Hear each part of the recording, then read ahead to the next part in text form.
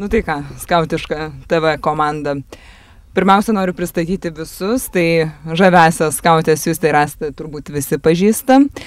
Martina buvo, suprantu, operatorius Kipsas, ar ne? Kurios nesimatė, kuri atliko labai didelį darbą ir dabar žmogus orkestras. Brolis Algis, kuris liko už kadro, bet iš tiesų tai buvo tavo idėja sukurti šitą skautišką televiziją, ar ne? Tai jo, galima sakyti, čia buvo mano idėja. Prieš metus gal gimė ir pasiūliau Astai ir jinai sutiko. Tai va ir darom čia kažką tai.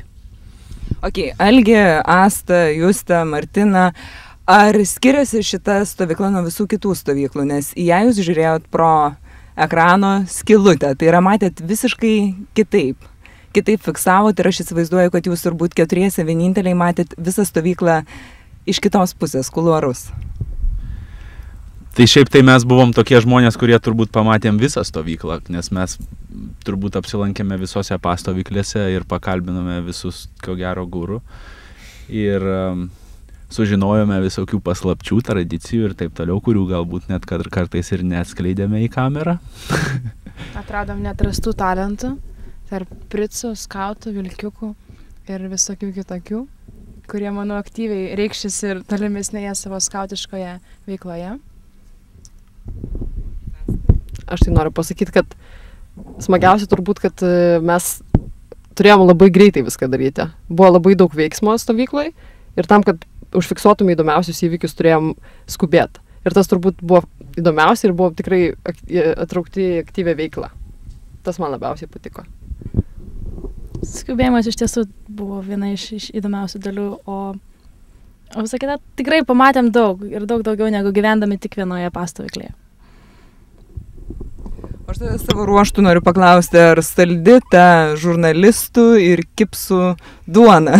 Ar buvot kada nors išvaryti, ar buvot iškeiksnoti, nežinau, net fiksavot audrą. Tai yra, kaip kažkas pasakė, tyčiojatės iš žmonių nelaimių? Tai jo, mes kaip tikri žurnalistai tai tyčiojamės iš žmonių nelaimių, kiršinam visus vieni prieš kitus, tenai darydami savo reportažus ir taip toliau. Tai žinot, tai mūsų tokia duona, mes ieškomgi visokiausių, žinot, tenai... Jo, čia mūsų darbas toks, mes ieškom skandalų mes ieškom, mes tokie esam, nu, tokie vat. Fine. Algi, ar, tarkim, gal klausimas visiems, ar atradot kažkokių žvaigždžių?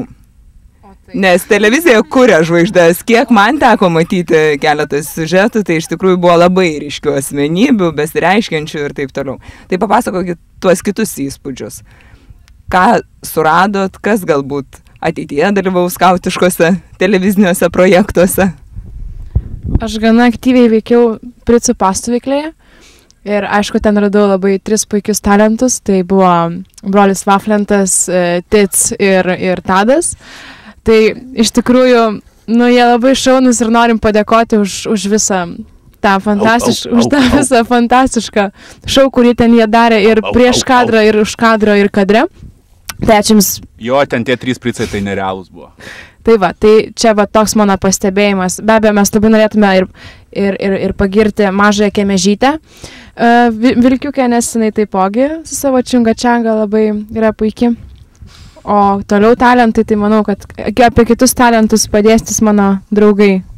Aš tai noriu papasakoti labai apie Robį ir Bajorą, todėl, kad jie buvo mūsų komediantai tikrieji. Mes tiesiog galėdavom prieiti ir sakyti, nu, Bajorai, padaryk nors juokingo. Ir ten tiesiog ekspromtu žmogus gali tikrai prajuokinti visą stovyklą. Tai labai jiems dėkojam, kad linksmino mus. Ir dabar, manau, paskutinis ir svarbiausias klausimas. Visa šita neįkainojama, vertinga medžiaga, kur jinai bus toliau transliuojama, ar ją bus galima įsigyti DVD formatu. Apskritai, kur galima bus pažiūrėti visus šitos filmukus? Ieškokite informacijos skautatinklyje. Ačiū Jums labai. Ačiū Jums. Ačiū. Ačiū Jums, kad žiūrėjot.